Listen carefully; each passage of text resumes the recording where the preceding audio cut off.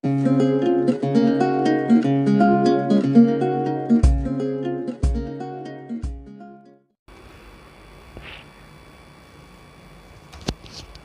guys, welcome to my channel Technical Minister once again.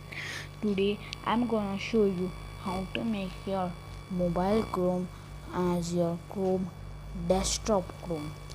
See, I am using the Chrome and 1 minute. See, okay.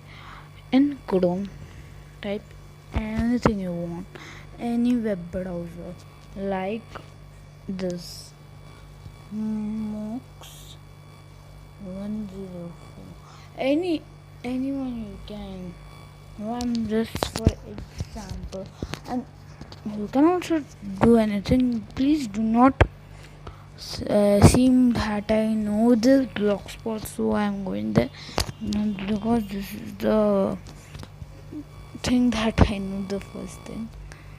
Okay, then go request desktop site, click on it. See, it came in the desktop site. It will look in desktop like this, keyboard and anything. See, it is like the desktop only. So like this you can do it. Thank you.